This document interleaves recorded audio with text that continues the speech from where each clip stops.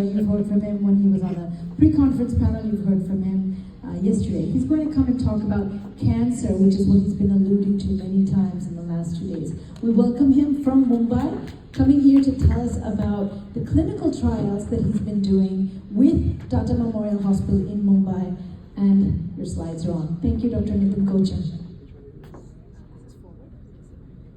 Thanks, Dr. Baswati. Thanks the organizers for giving me an opportunity to be here on a prestigious platform and interact with you all Ayurveda lovers. My basic work is to communicate fundamentals of Ayurveda in a molecular language. Being working in a modern hospital, it was very essential so that modern doctors and Ayurveda doctors can come together, integrate and do something good for the betterment of the society. So here we start. First of all, I am sincerely thankful to my all teachers from the fields of both the medicines, Ayurveda and Allopathic, doctors with whom I worked in Tata Hospital, my colleagues, and I am lucky that one of the teachers, Dr. Rakesh Sharma ji, is present over here. If it is not working, I need more time. Okay, so as you can see, these are the three topics. Clinical experience is based on the fundamentals of Ayurveda plus modern protocol. Clinical trial at Tata Memorial only on modern protocol, and that's why it is important to understand my integrated understanding of cancer.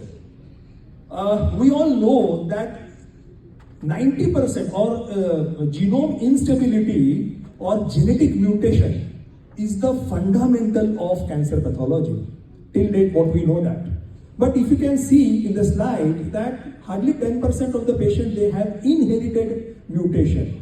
The rest of the 80 to 90% of the patient, they have mutation after the birth, that is called somatic mutation, caused due to various factors clustered under name of environment, like wrong diet. 35% cancer is because of the wrong diet, then tobacco, then obesity, and so on and so forth. Friends, what is written in Ayurveda is same. Cancer is a low-grade inflammatory disease, caused due to wrong diet, caused due to sthaulya, grahani, which is you can take a altered microbiome in the intestine. So these are the things which were written in Ayurveda almost 500 years before the Christ. And what more? See what NIH says, even this 10% of the genetically inherited patient, even this variant gene is available, it doesn't mean that he or she is going to get cancer unless there is a support of this wrong diet and tobacco and etc.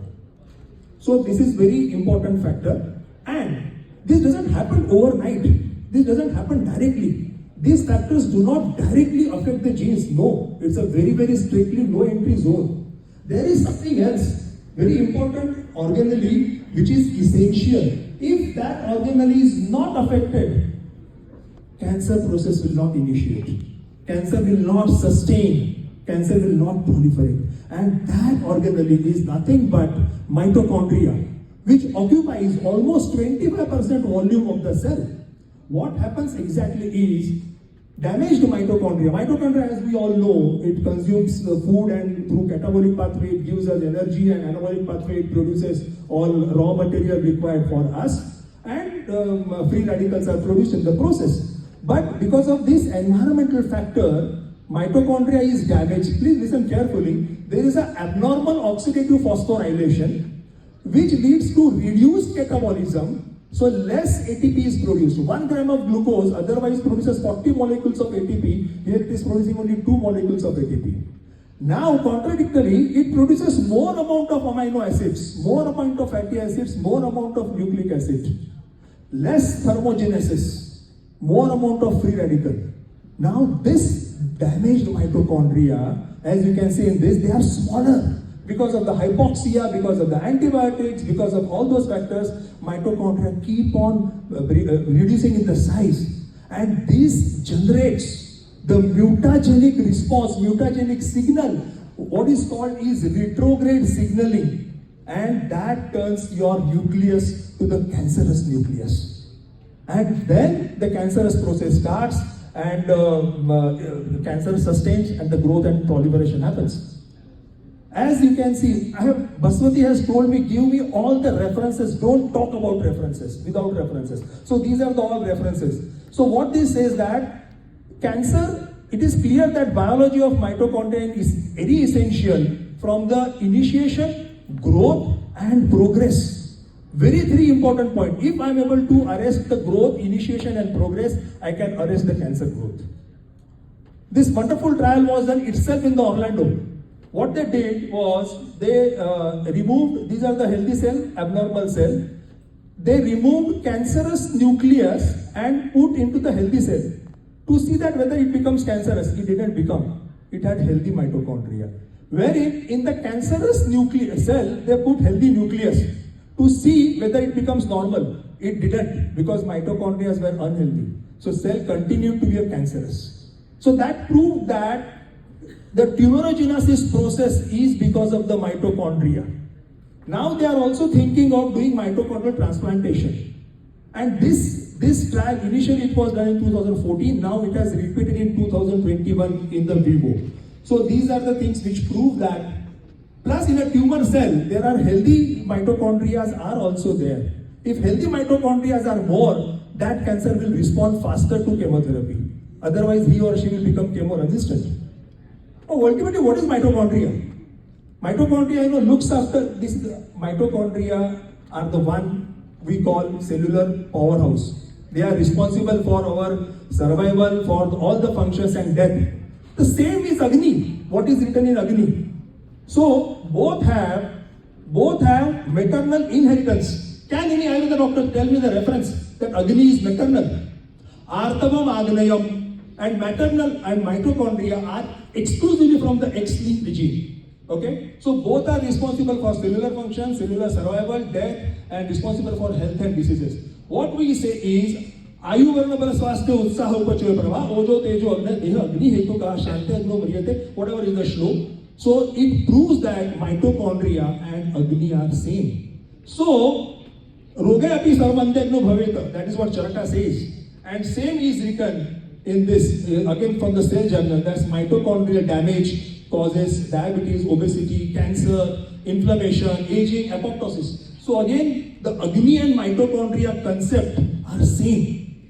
So if I want to explain Agni in a molecular language, that is mitochondria. Okay? So, and there are emerging evidences which say that if you target mitochondria, cancer process is arrested. Targeting cancer cell mitochondria and metabolism to improve radiotherapy response. So whether retrospectively, all drugs, herbs acting on Agni will improve mitochondrial function. Let us see that. So natural agents targeting mitochondria in cancer. Again, latest journal from the Molecular Sciences. So andrographis, ginger, berberine, ashwagandha, curcumin, cissus. These are the drugs which are very useful for improving mitochondrial function. Bhang, CBD, Vijaya is very useful for improving mitochondrial function. Fasting, it improves so much. DNA repair is repaired by the fasting. There is a 36% reduction in the metastasis due to downregulation and reduction in the insulin-like growth factor. Any drug can it give so many effects than the fasting? So increase mitochondrial biogenesis, increase autophagy, increase apoptosis, all these things happen with this thing. Then Dr. Baswati asked me, give me the evidences. This is the evidence. Biopsy evidence that if you do fasting, your mitochondrial biogenesis is improved, your insulin sensitivity is improved. Ginger is one of the beautiful Agni Deepan and Pachan Dravya which we all use, Maha Aushadha we call. What is the mitochondrial marker? Is there any mitochondrial marker? I should be able to prove it. Yes. So this is the 8-hydroxy 2-deoxyguanidase excreted through the urine and it increases in cancer. Ginger reduces this. So this can be considered as a mitochondrial and Agni marker. And we can conduct the research and we can go ahead whether ginger and these drugs. So if this is reduced, cancer risk is reduced. Piperine, another drug which is very useful.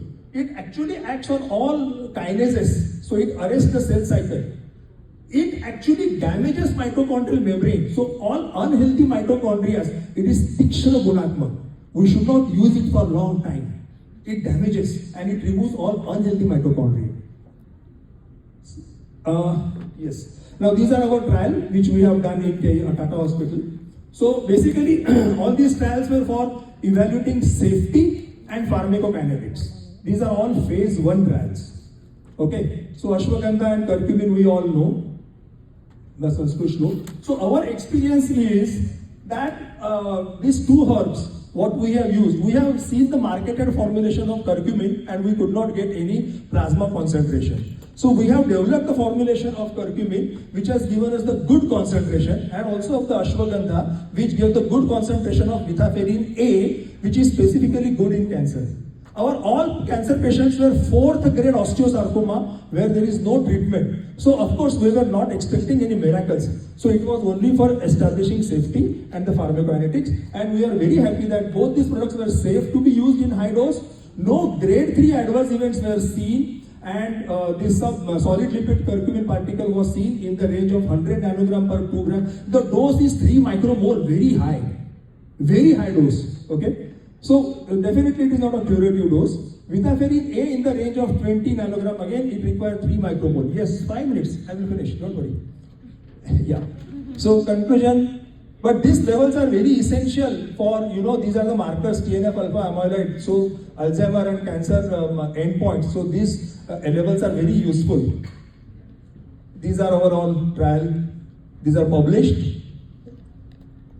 So looking at this, late Dr. Gambhir contacted us and he used Ashwamax in the glioblastoma. There was significant reduction was seen. This is efficacy curcumin using submucosal fibrosis. It was improved even in the precancerous cervical lesion. It was useful. Further trials are going on. These are all our publications. Okay, Bhanga, lot of has been discussed since morning. How it works. This I said already in the morning. So again, this trial which we have done in the Tata Hospital. So again, it was a phase 1, and we are happy that the dose tolerated was 10 milligram of CBD and THC, which was used in Tata Hospital, was useful. No further anesthesia changes were required. So these are all the protocols what we followed. This trial you must read. This girl of acute lymphoblastic leukemia was completely treated by CBD. So this trial is available. This is available on the PubMed. You can read this journal. Okay. My personal experience: almost 400 patients are on various cancer are taking cannabis or Vijaya. Then restless leg syndrome, motor neuron disease, Huntington chorea. These are all treated. These are the minor side effects which I have. Initially, giddiness, unsteadiness. There are no other organoid side effects were seen. These are all my successfully treated cancer patients.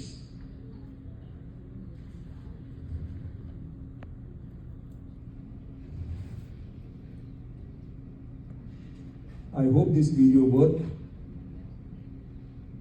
This is a case of multiple myeloma. She was advised to undergo bone marrow transplant.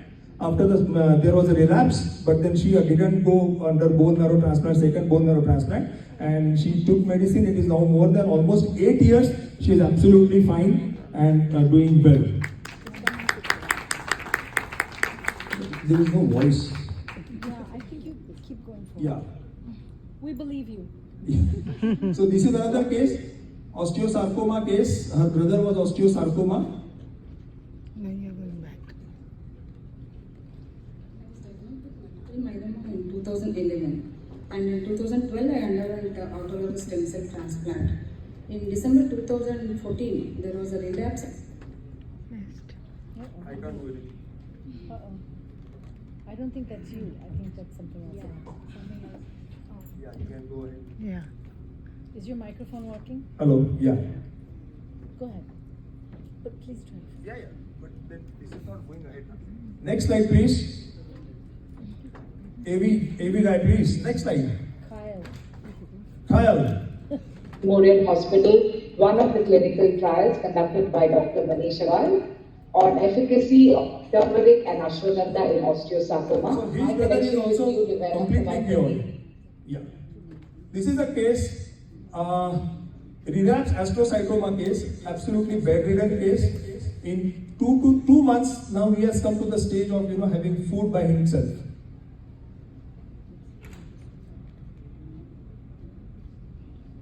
Next slide. So this tumor size, if you see, is not considerably reduced. It was 9.5, 6.6. It is almost same. But the thing is, he was totally bedridden, and now he is eating food on his own. He is walking around. with the support, of course. Next slide, please, Kyle. No, he just missed. So these are the MRI. Next MRI. Yeah. Now, sorry. So very important concept. Dr. Bengala sir is using it. Metals. I am not using that much. I do use, but this is something very essential. This is Cancer and Metastatic Review 2017. All metal complexes, how they work. People are using cisplatinum. Then why not to use this gold compound and copper and zinc compound, which are shodhita according to Ayurveda, and see that. Yes, last 1 minute here, done. I have used tryptophan stabilized gold nanoparticle, and microtubules are collapsed, and there is a microptosis. It's a different way of apoptosis. So, this work I have done in the University of Mumbai, tryptophan stabilized gold nanoparticle, and our Suvarna Vasanta Malati. So this was better. So summary, mitochondrial dysfunction is the most essential pathology for initiation, growth and metastasis. DNA mutation is the consequence, okay? And mitochondria depicts the structural and functional organelle of the Agni, okay? So, without the application of evidence, our Ayurveda principles, if you just do modern medicine principles apply, the cancer treatment will be a big failure. Friends, 1,500 deaths per day of the cancer. So let us come together on the same dais and use Ayurgenomics and chemotherapy and targeted therapy, Langandipan Pachan, for the betterment of the society. Okay, it's easy to kill cancer, but the challenge is keeping patients alive at the same time. Exactly 15 minutes, 53 seconds.